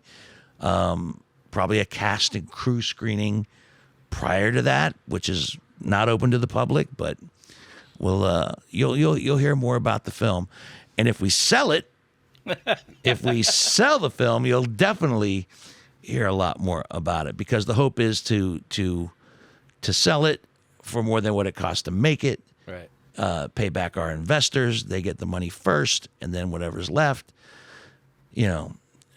put a little aside for the next projects. I mean, that's the other thing too. We're not a one and done. This isn't going to be a one and done venture. The idea is to continue to do this in Columbus, Ohio. I mean, it's the business of movie making. It is business. You're going to want to, The thing is, turn a profit and take that profit and put it into the next thing and raise the bar a little higher. Maybe the next one's a $3 million picture, which I can't even imagine, because what we did with this one with 1.5 is pretty amazing. That's great. It's pretty amazing when you stop to consider SAG-AFTRA, great crew. I mean, we did not skimp. I mean, the economy and the meticulousness of working a budget down to the penny. I mean, it's not something like if somebody gives us $10 million, all of a sudden we're going to get Right. crazy and like, let's make a $10 million picture. No. Well, no, but I assume when you did the plan, when you knew your budget and you made the plan of what goes where, Yeah. at the end of the production, did that work? Yeah. Oh, that's awesome. It's working. There you I go. mean, it is working. Well, I know it's still going, but I'm just saying. It's working as we speak. Yeah. But I mean, the list you made of what goes where didn't change that much. Right? No. That's I mean, kind of- it's interesting. Some things went over budget Yeah. and some things came under budget. So the things that came under budget evened out for the things that went over budget. Right. And the things that went over budget were, in hindsight, needed and deserved because take art, for example, just a set, changing rooms and so forth. Right. A little over budget. But when you look at it, okay, that was money well spent. Yeah. The days that we had 2 cameras to do, full coverage shots and not have to constantly move the camera and let the actors breathe Yeah. and do a scene and have 2 cameras capturing it. More expensive? Yep. Worth it? Absolutely. Yeah. I mean, for the 3 days that we had that opportunity to use them. So there were moments like that where some things went above and some things came in under. And, I think that's the beautiful thing about this particular project is, yes, the work that was done in 22 days, and yes, the work that is happening as we speak, but the work, and I'm telling people out there right now, it's work, all the work that went into it prior to. I'm not even talking about pre-production month. Yeah. I'm talking about the paperwork, the logistics, making sure all your I's are dotted Yep. and all your T's are properly crossed, filing for the Ohio Film Tax Credit, getting the tax credit, doing your due diligence to find all that. It's a lot of meticulous work, and I will give my utmost highest of praise to John Osbeck, because when it came to the paperwork, Ralphie and I were like, huh? Oh, dude. Yeah, Osbeck. Yeah. Osbeck was just, he was definitely, well, if he hadn't done what he'd done in the beginning, Yeah. I wouldn't be talking about this right now. So awesome. I'll be the first one to give credit to other people before I credit myself. So isn't it amazing how you're that close and just a little bit of laziness or confusion? Like I don't know if I even told you this, but I just signed with a new agency for my music out of LA called Primal House, and filled out all the thing. It's all official. And now they're like, cool, now we need your tracks. We need instrumental versions of the tracks. We need, the files has to be named like this. 6 weeks later, I still haven't got it. Yeah, man. I mean, it's because it's like I look at it, I'm like, a little overwhelming. yeah, because you just, once it's done, though, I can start making money. And I'm And just then, not, like, that's the magnificent part about this trio, John, Ralph, and myself. I mean, everybody went with their strengths at different times. When I jokingly said, I know a guy, well, you know what? I know a guy paid off in a lot of ways in locations. I probably got half a dozen or more locations for free, which saved on the budget. Anytime we saved money on the budget, that was like, okay, now that money can go over here, and we can can use that money to get a second camera that day because we saved $5,000 not paying for 2 locations. Right. So everything added up. You mentioned Ralph Scott, one of the most positive people in the world. Oh, yeah. I think when they were handing out the faux awards at the end of production at the cast party, Ralphie got most positive. And he's a shining light. He is. Yeah. Osbeck is, pen to paper, due diligence every step of the way. I mean, he's just he did a magnificent job directing the film. He was what a director should be on a film. He was a leader. He was and then to be able to say I had the pleasure of working with him on set, but also working with him from the very beginning. And that's the kind of the beautiful thing now. This trio is going to continue to do other things. We're already leaning in gently if you will, as to what the next thing might be, you know. And animated musical. No. Just kidding. It just became a $20 million movie. Yeah. Though I jokingly said we should do Down to the Felt the musical. And you know what? They make a musical out of worse things. Yeah. I mean, there's a musical for every, like, I'm surprised Ferris Bueller's Day Off doesn't have a musical yet. Don't say it. Don't say it. Don't say it. It could.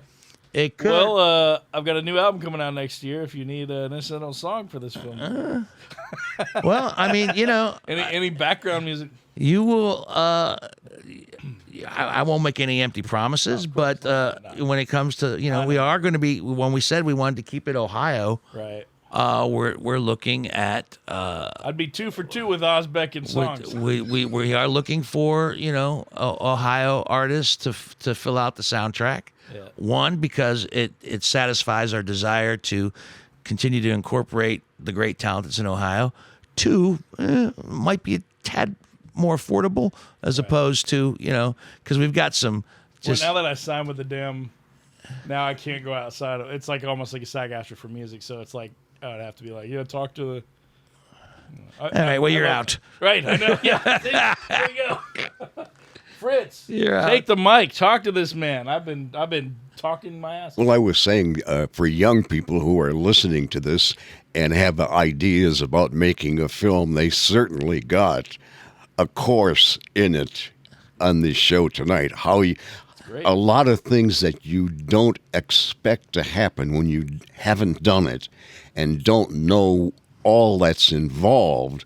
Like, as I say, Dino mentioned some things that even I didn't know were involved. Yeah, every time I looked over at Fritz during this podcast, he's just like watching like he's glued to a TV show. Yeah, well, I mean, the man is a sponge. He continues to absorb information, and I think Fritz will be the first one to concur that no matter how old we get in life, because I just turned 65, and I'm telling you what, I have learned more in the last year about making film and the process, and in the last, we started writing this when I was 63.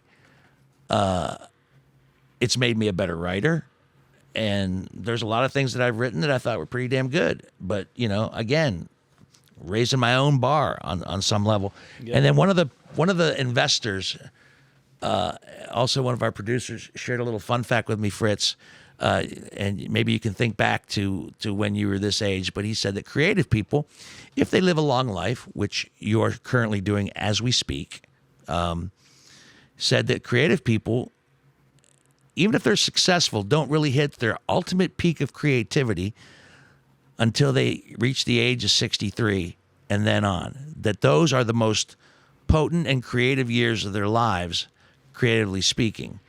And I thought, that's kind of weird, because we started writing Down to the Felt when I was 63, and I poured my heart and soul into the script. When we decided who the characters were going to be and what type of film it was going to be, and, you know, dialogue is one of my favorite things, and we worked on, you know, it's just like, yeah, wow, that is weird. And now I'm 65, and I kind of feel reborn, if you will, on many different levels. So, you know, what will the next if I get the longevity that Fritz has? Yeah. You know, could I be making films till I'm? When are you going to be 90? I'll be 90 this December. Yeah. Give me 10 more years. Well, Fritz in 1994. How old is Mel Brooks now? And Mel is still making films. Mel's still busy. He's in his late 90s. Yeah, I think he's fast approaching the century mark here before it's all said and done. George Miller just made Furiosa, an excellent film, at 78 years old. Right? 78 years old. He out in the freaking desert. Like, come on, man. Hey, like, I was amazed. I went into that so skeptical just because the trailer looked like bad CGI and everything. And I was just like, one of the best cinema experiences I've ever had in my life. I mean, unbelievable movie. Did you see it yet? No, I have not. Yeah. I can't remember the last time I've been so literally wrapped up with this in the last year that I'm lucky to have watched any movie, and that's a shame, because, writing, they say if you're going to be a better writer, read. So if you're going to be a better filmmaker, watch more movies and see. So I need to do my due diligence there as well. Well, I'm collecting film now, so anytime you want to have movie nights at your house on actual film. Yeah, you mentioned that. You want to talk about stuff that goes up in value. Like I just like all my investments are great. It's just you actually got the actual with the 16 millimeter, 16 and 35. I have 35. What do you show? I have Tim Burton's Batman on 35. What do you show it on? There's a place in Miami that's making a personal travel 35 millimeter projector that shows one reel at a time, and I can bring it places and like project it huge. So we can have bathroom breaks while you're putting on the next reel? Yeah, exactly. Wow. But I've got Tim Burton's Batman. I've got John Carpenter's Halloween, the original print, just all over the board. And on 16 millimeter, I've got like, the owl phone is ringing. Uh-oh. There must be trouble. Mr. Wayne. There must be trouble in Columbus. Oh, my God. He's going to answer it. All right. Oh, no. But yeah, I've got Rebel Without a Cause in Technicolor print. I've got East of Eden Technicolor. Beautiful. A couple James Bond. So North by Northwest. So we'll have to get together and movie 101. Fritz, 1997, if my math is correct, is when you were 63. How true is Dino's statement? Do you remember 1997 or around what was going on at the time? This was post Nite Owl. So CD 101 maybe? Nite Owl Jazz maybe? Well, I was probably writing for the newspaper. I wrote a freelance column for the. It was the newspaper that was free, tabloid size, that was delivered every week. The other paper? Weekender? The other paper? Weekender. That was Weekender. Okay. Owned by the Dispatch, and so for 2 years I was I think in 90. What year? 97. I may have been working at the TV. Nite Owl might have been at that TV station at down by the Palace Theater. 62 or whatever, the local station. Yeah. Yeah. Okay. Which was crazy because was that Jim and Dave Pallone that were your bosses there?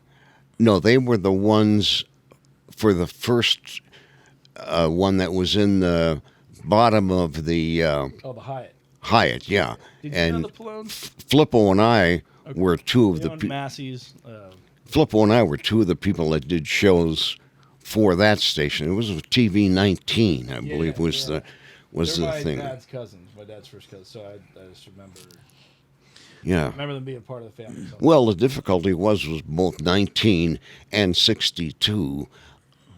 They couldn't get on cable for some reason. Oh. And so they made the shows, but there was no place to show them. That's crazy. The difficulty of getting that on now. And now we're in a world where, well, but I mean, the thing is, you were talking about how important the script is. Mm-hmm. I took a whole course in script writing at Ohio State when I was there in, it was about maybe 1956. We learned how to write a script, but we didn't get the vaguest idea as to how to sell it or what you did with it after you wrote it. And that's what I say. What you said today should be a course in any film class, high school or college, because, as I say, they teach you all the stuff. Like, we had great acting coaches, we had great writing people, we had great technical people. None of them told us how to take it to step 2 to make it a commercial venture. We actually took the script and went to script services for reviews, if you will. That professionals that you paid them a small fee and they critiqued your script. Some of those critiques were excellent. That gave us insight into maybe do this. A couple of them. There was one that I was when we were doing a Zoom call. Why did we pay them? I'm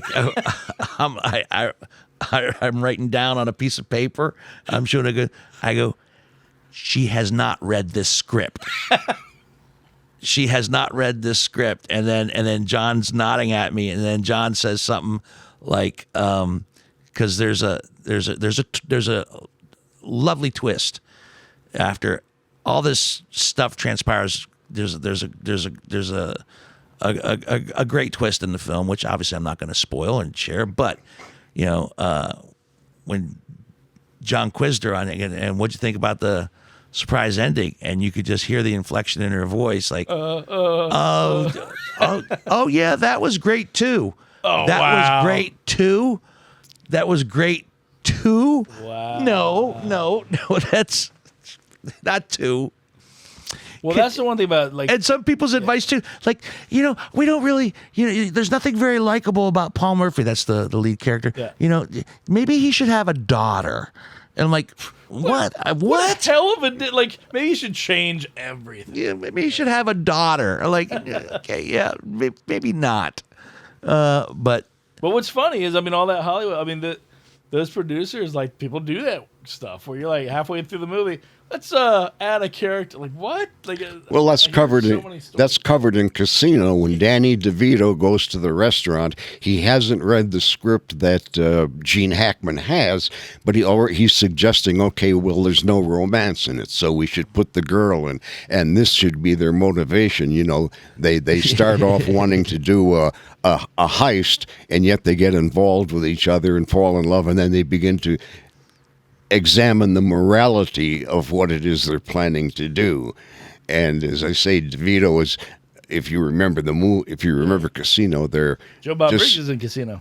Yeah, as the slot machine guy, yeah. And he does a great job. I'm surprised that he hasn't done more. He told me a story where when he was auditioning, he went to the audition like anyone else, but they called him ahead of time and said, "You're going to be auditioning for Marty," and he's like, "What?" And he had to audition right in front of Marty, but when he walked into the audition room, Marty had De Niro there. So he had to audition in front of both of them. So, but he got the role. He got the part. He got the part. Yeah. Yeah, so you, being the horror film fan that you are, Yes. I don't know when Pig Hill will be released, but I know that they didn't mention the title, but Dino also shot another horror film in Pittsburgh. Yeah, in Meadville, Pennsylvania last year. Meadville? Oh, I was like, damn, that'd be so perfect. Meadville, where the if urban I was legend. still doing Nite Owl, that would be those would probably be on Chiller on Friday night. Yeah. It's with Shane West as the lead. Shane West played Darby Crash in the what was the movie called? He's a punk rock singer. True story. It was great. And the one guy that in Texas Chainsaw Massacre that played Leatherface, that's still alive. Oh, you're not talking about Andrew Bernesky or whatever. No. He was actually also. Oh, was he in Texas Chainsaw 2? Was he the? He's whatever Leatherface. What's his name? Christian? Whatever Leatherface is still alive as we speak. Well, there's a few of them. He was also one of the producers of the film as well. Do you know there's 9 of those movies? Well, I don't. I saw the first one, and that's first one's all you need to see. That's all I ever saw was. Oh, funny tidbit about the first one. I have that on film, and the company that released it originally before New Line Cinema was Brian Stone, which was the Mob, and it's so rare that they but. My print of Texas Chainsaw has Brian Stone's logo on it. Oh, that's kind of cool. And I'm like, they coming for it? Yeah. I'm going to take this to Dino's house. Someday, just leave it there. Someday I'll share a mob story with you in respects to film. There you go. But not on this podcast. Right. Tune in. Mob stories with Dino Tripodi. Yeah, so now that everything is back on track with that who knows, that might get released this year before it's all said and done. I don't know. I haven't heard anything. Well, so this is your next thing. This is what the thing is that now if you do this regularly, it's exciting. It's exciting that you're staying in entertainment, and I refuse to do anything but. So I'm either going to be broken homeless or survive like I'm doing now, thankfully. Knock on wood. And that's one of the lines in Down to the Felt when he's on his last 2 weeks of that's the basic premise of the film, by the way. A compulsive gambler hires a hitman to kill him in 2 weeks so his mother can get his insurance money. Oh, okay, yeah. And he said, why 2 weeks? I was going to ask what this was about. He goes, why 2 weeks? He goes, I have 2 weeks to take it down to the felt, which is a poker term where you take all your money and the only thing that's in front of you is felt. You're down to your last coin. I got 2 weeks to take it down to the felt. I'm either going to make more money or I'm going to lose it all, but I'm going to give it a shot. If I if I lose it all, Mom still gets the insurance money. If I win, she gets that more money. But the compulsive gambler wants his 2 weeks to take it down to the felt. And that's when you said, I'm going to go homeless. That's one of the lines. Is like when he's going to this high stakes poker game, he doubles his stack, and his line is, go big or go homeless.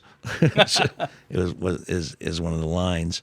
But and then all the craziness ensues after he makes this deal with a very somewhat psychotic but devout Jewish hitman who also has a death wish.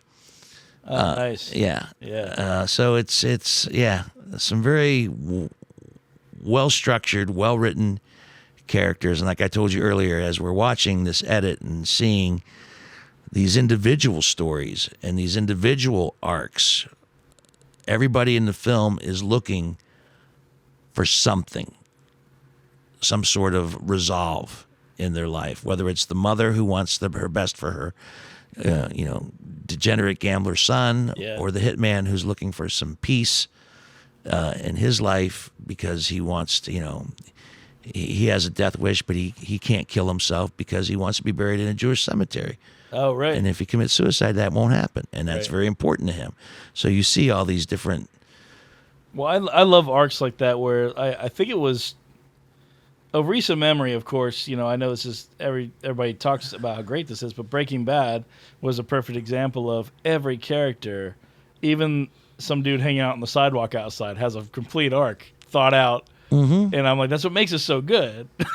It's taking the time to have everybody's got have their own story, no matter how big or small. Everybody's got their own little story and their arc, and that was some of the beauty of, man, talk about the talent in this town. Again, our local acting community, the local actors that got hired for these parts, they committed. I mean, they're not just, if they only had a handful of lines, they took those lines so seriously, and they took the characters they were playing so seriously and gave it their all. I mean, it's great. You gotta give. Yeah, it all starts on the page, but man, what these people have done and taken off the page and contributed to the film. And the other thing I'm going to say is, I said it in a 10 TV interview. I'll say it again. You want to make a good movie in Columbus, Hollywood, you can leave your crew out in L.A.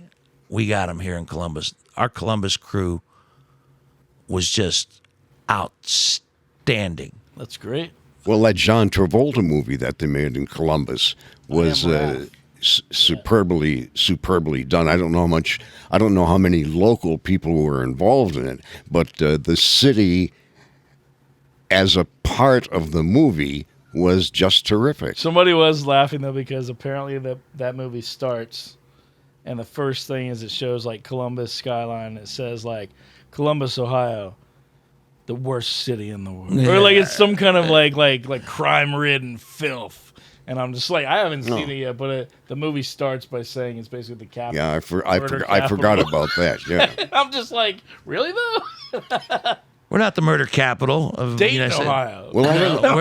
I'm just kidding. Sorry. Damn it, we're the pizza capital of the United States of America. We are. We are. In addition to the Travolta movie, the only other major film I can think of made in Columbus was Teachers. Teachers and Traffic with Michael Douglas. Oh yeah, Traffic. Yeah. Teachers, Traffic. Yeah, Teachers. Yeah, that was the Brubaker. A lot of. Well, Brubaker was out of town. A little further. Yeah. I thought Brubaker was shot at the Penn, the old Penn downtown. Oh, you're right. Maybe I'm thinking of Shawshank. Oh, Shawshank. Yeah, Mansfield. Yeah. Yeah. I just drove through there this morning. I came back from Sandusky to come straight here. What was the Robert Redford movie that was about a prison in Ohio? But Brubaker. Brubaker. Yeah, okay. Yeah. But that was not shot in Columbus, although they used Columbus people. Maybe Brubaker was the Shawshank prison. Awesome. Maybe. Well, I know. It was out of town. I know a friend of mine was an extra in that way back when. They were like riding horses. I met of course, Robert Redford, we met him, and then I got a chance to audition for a role in, I think it was called Ordinary People. With Oh, my God. Ordinary People? What? That's an Oscar winner. That's a... Yeah. You auditioned for Ordinary People? I auditioned for the part. It was... Oh, the Judd Hirsch part. That's all. no, I didn't was get gonna, it. Judd Hirsch got it. I was going to say Judd Hirsch was the guy that got the part. Are you... Excuse me, are you shitting me? No. We're allowed to say shit. Okay. It's a Candid podcast. It Fritz! was... Yeah. Well, as I say...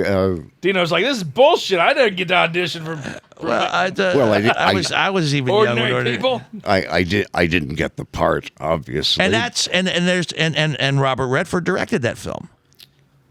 Oh, that's did where it he? came back then. Was Yeah. because he met Redford on Brubaker. Robert Right. Redford. Before Brubaker, right? Right. Yeah. Robert Redford No, directed Ordinary People. Yeah. There you go. Yeah. A very good friend of mine auditioned also for Brubaker, and when he got into the shooting, he was one of the prisoners, and he did his part so well they gave him lines There you go. to do that in happens. this thing. Yeah, that's awesome. That happens. Wow. I think his name. I think it was Kurt Russell. I think was the thing. But Oh, I this worked little with guy. I May worked- not have heard of him. I worked with him at Channel 10, and in Brubaker, he's got a speaking part because he did his extra work Whoa, okay. This so is well. Kurt Russell. Not the Kurt Russell, a different This is Kurt Kurt Russell. Russell. This is I know you're talking about Kurt Luckett, Mr. Oh, okay. Because we called him Mr. Lucky. That was it. I got you. Yeah. Didn't like Dom DeLuise or somebody work at Channel 10 at one time, or somebody like? No, Johnny Winters. Oh, Jonathan Winters. Yeah. I started at Channel 10 about Johnny Winters. He knew him personally. Not Jonathan Winters. Johnny Winters. That's old Johnny Winters. You know, it's just like it's Jonathan Winters. He was a booth announcer, which no longer exists in television, which is the job I first had in TV. Yeah. But his booth announcements were so great that when the station would go off the air for some technical reason and they put up the slide that says we're sorry, well, Winters would start to ad lib Oh, my reasons God. why the station was off the air, and he would mention, well, it was so and so in the film department who did this, and he turned the corkscrew knob on the fourth thing, and he goes, and people used to say, geez, we'd rather listen to him than those aren't recorded anywhere, are they? Those would be I don't priceless think to no. hear. Oh my God. Well, it was like in when I was in New York, there was a beer called Peel's Beer, and Bob and Ray did their TV and radio commercials, and apparently they were so well loved, and I again was big Bob and Ray fan. Anyway, people used to call in and ask when are those commercials going to run because they wanted to see Bob and Ray. And Peel's wasn't a bad beer. Yeah. Yeah. But to hear Jonathan Winters riff on technical difficulties, oh my God, that would have been great to be a part of. The moral of the story of this episode today: Peel's isn't a bad beer. Peel's isn't a bad beer. Dino, thank you for joining us for this My pleasure, extended episode for all of you, because we've been gone so long. We wanted to give a lot of time to Dean. And also, I want to he's a say big part thank you of to this show. Fritz, because you've been. I love seeing you again, but you've been a great patient listener on this particular episode as well. Thank you. I mean, Well, I must thank you and Andy Mann and Mike here for having the idea of putting me back on television in the 21st century. yeah. So Well, it's like you said, who do you know? Who do you Or know? I know somebody. You know a guy. Yeah. I know a guy. Well, it's been it's knowing you over the years that we've been doing this, and in the years that Mike continued to do it, because I bowed out a little bit and got involved in other things, but Dino will be back to produce these last 3 episodes. We need some morale here. I'm glad that Mikey's kept the torch lit, so to speak, and I love the podcast. the podcast.